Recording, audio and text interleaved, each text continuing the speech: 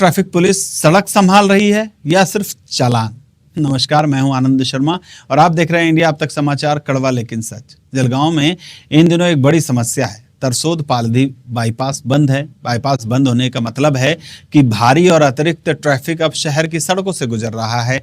यानी जो ट्रैफिक शहर के बाहर से निकल जाना चाहिए था, वह सड़क के बीच से निकल रहा है। डिझाईन्स 2026च्या मजुरी मात्र 1974ची। अधिक माहितीसाठी आजच शोरूमला भेट द्या।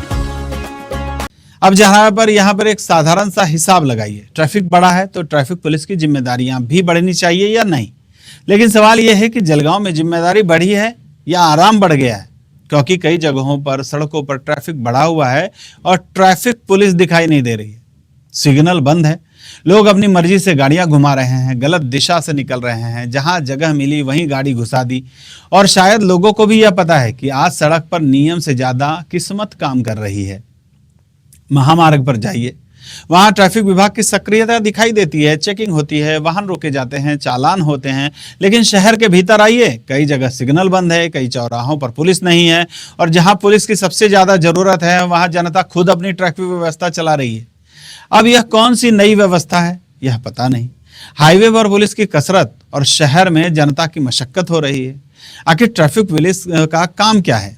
केवल गाड़ी को रोकना, केवल कागज देखना, केवल चालान काटना, या फिर ट्रैफिक को सुचारू रूप से चलाना भी?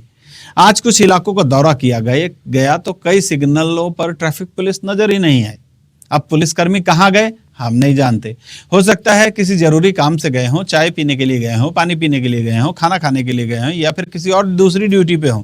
जहाँ वैरायटी में है दम, क्वालिटी में है गजब और डिजाइन में है जलवा। 75 साल का भरोसा, जलगांव का गर्व। शादी का जोड़ा हो या पारंपरिक पोशाक, सुरेश कलेक्शंस एंड क्रिएशन में हर लम्हा होगा यादगार। सुरेश कलेक्शन एंड क्रिएशन, 80 फुटी रिंग रोड, राधा कृष्ण नगर चौक, छत्रपति शिवाजी नगर, जलगांव। हम किसी पर कोई आरोप नहीं लगा रहे हैं, लेकिन सवाल यह है कि जब पूरा चौराहा पुलिसकर्मी के भरोसे है तो पुलिसकर्मी गायब होने पर चौराहे की जिम्मेदारी किसके भरोसे है?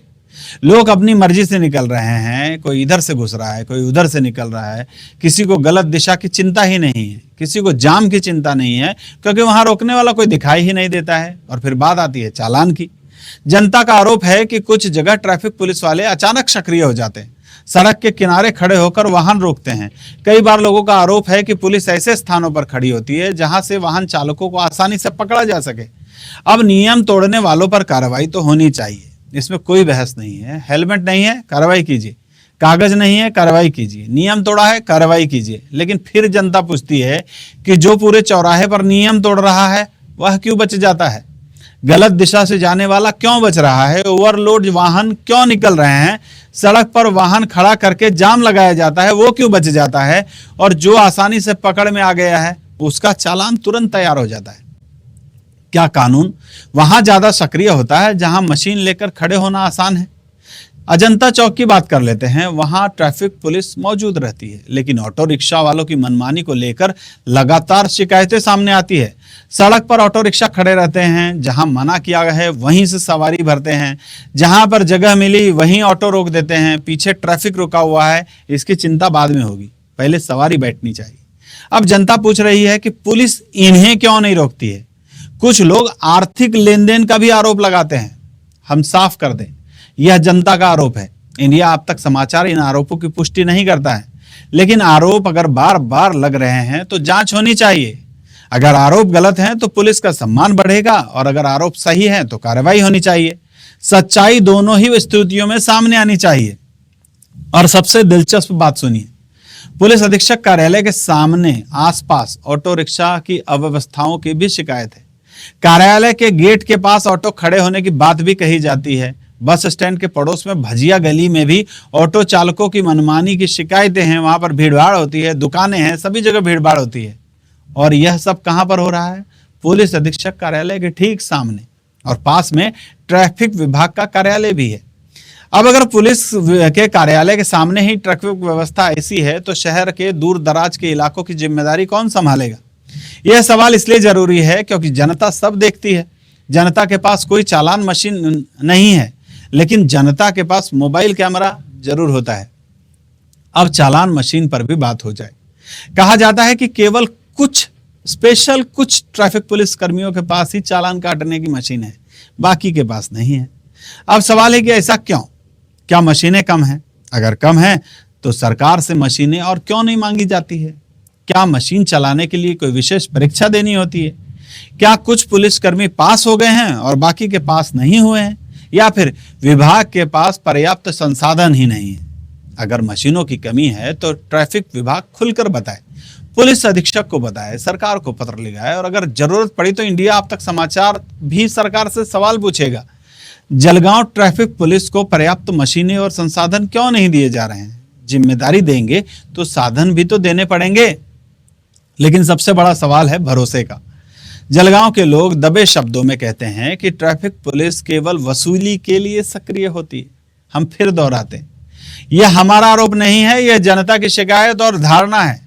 और किसी भी ईमानदार पुलिसकर्मी के लिए यह धारणा चिंताजनक होनी चाहिए, क्योंकि पुलिस की वर्दी केवल कानून का प्रतीक नहीं होती, भरोसे का भी प्रतीक होती है। अगर लोग कहने लगेंगे कि गलती करने वालों के सामने से निकल जाना के बाद भी किसी दूसरे को पकड़ लिया जाता है, तो फिर विभाग को जवाब देना होगा। आखिर कार्रवाई का आधार क्या है, नियम या सुविधा?